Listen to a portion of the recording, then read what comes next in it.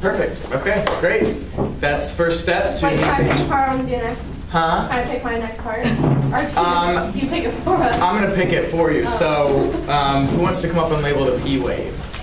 Okay, you got it. Come on up and label the P wave. Why is this table so? They always like that. I hate this. Yeah, move that back. Can't get out.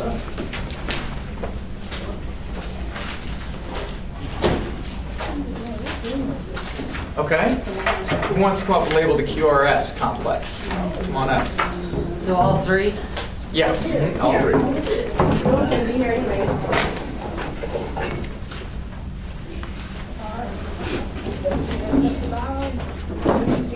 So far, so good. Let's come up and label the T wave. Come on up. Yeah.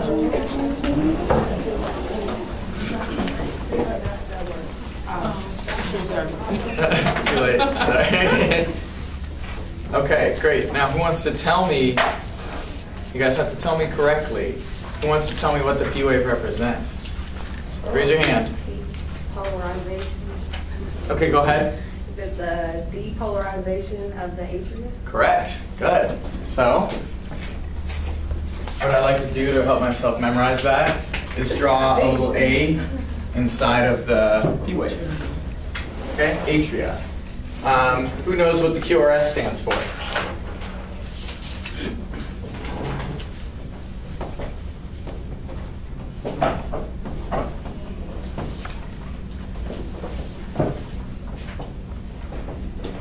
QRS, yes, go ahead. The atrium polarized and ventricle are depolarized. The ventricle is depolarized, correct? And extra kudos to you because you don't actually see that signal, do you? But you knew it was still there, right? You knew it was still happening. So we depolarized the ventricles, and the way that I remember this, guys, is this is an upside down V for ventricle.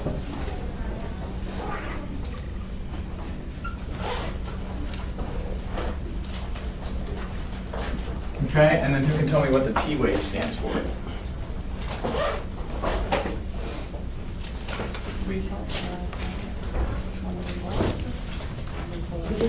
Go ahead. Repolarization of the ventricle, okay?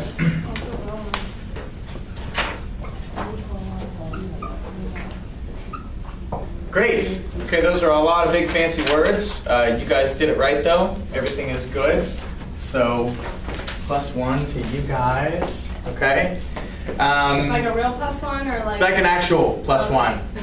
Treasure this moment. Treasure this moment because it's not going to happen too often. Well, we didn't start in, so how are we going to get the +1? How you what? How do we get the +1, the real +1? How you going to get it? You just did.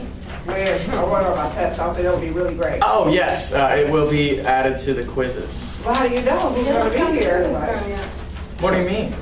You guys represented the whole class. oh, so even the ones who's not here, the YouTubers, that's not fair.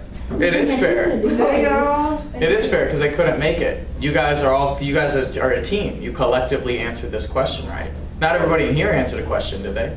You know, I'm not going to say anything because they can hear this, so. I don't want them to say We'll cut it out. We'll censor it. Okay, so great. And now let's describe what these words mean. So what do we mean when we say depolarization of the atria? It contracts, right, or constricts, right? And next thing I'm going to have you guys do is I'm going to have somebody come up here, and we did this last week, and draw a picture of the heart, a very simple diagram of the heart, so we can associate each electrical event with actual heart tissue, okay, so you can see exactly what's happening inside the heart.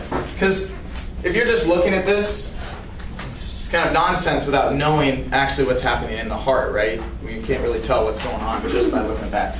So, who wants to come up and draw my simple 4-chambered heart? Make it really simple.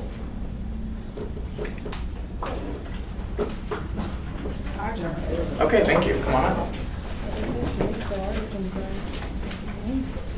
There you are.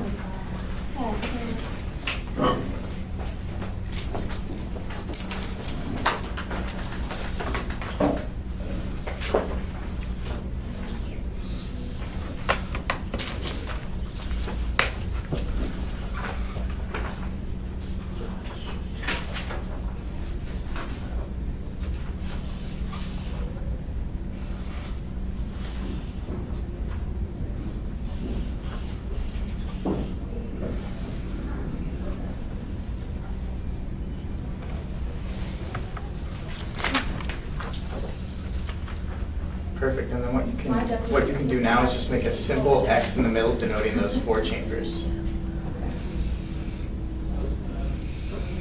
That's great. And label the chambers.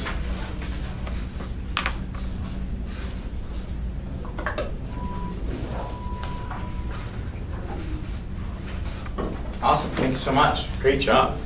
So now we have this. And we have this. But how do we put those two together? You guys got any ideas?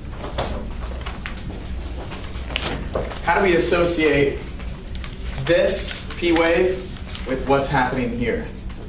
The top atriums are starting to depolarize. Good. Good. So now we can associate the electrical. Basically what's happening here is when you see an electrical event, that means somewhere in the heart is getting shocked. And it's causing a contraction. So if we look at the P wave we said represents atrial contraction.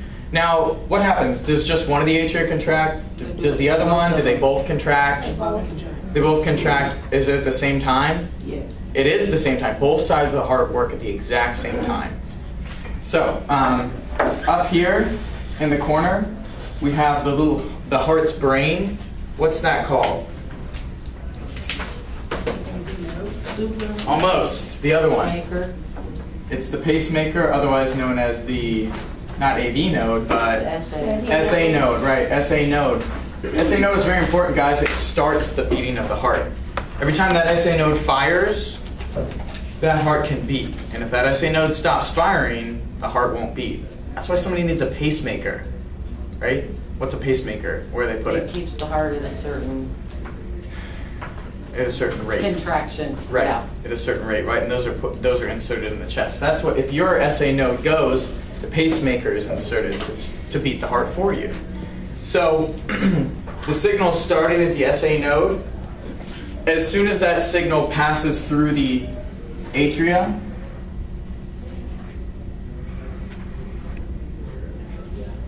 what do the atria do? What happens when you shock a muscle? Squeezes, right? You got clear, right? Boom. What's the person on the table do? Their entire chest is contracted, right? That happens. Same thing with the heart, just on a smaller scale. As soon as you shock the atria, they contract. Guys, that's what the P wave represents. A depolarization is just a fancy word for a shock. Okay? So as that signal courses through the atria, that signifies that P wave. First one here. Next we have a structure here. What's that structure called? The AV node. It's called the AV node. Good. And the way I remember this, guys, is that the heart is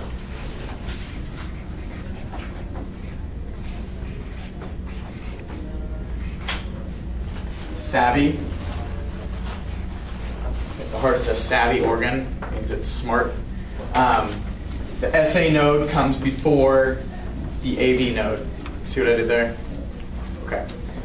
So the signal gets to the AV node, and then we've got a drag race here. That electrical signal is going to go down where? To what heart structures? The ventricles. Down to the ventricles. Good. So, as that signal courses through the ventricles, hello, come on in, welcome. As that signal courses through the ventricles, what electrical event will you associate that with on the EKG? the QRS complex, right? Or the QRS wave. So, and why, knowing what we know about the heart and the difference between the chambers, why is that QRS signal a lot larger than the P wave? Because the ventricles make up most of the heart, right? The ventricles are forming all that heart muscle, so they're going to require a larger shock to expel the blood. So that's what the QRS wave is representing. It is contraction of those ventricles.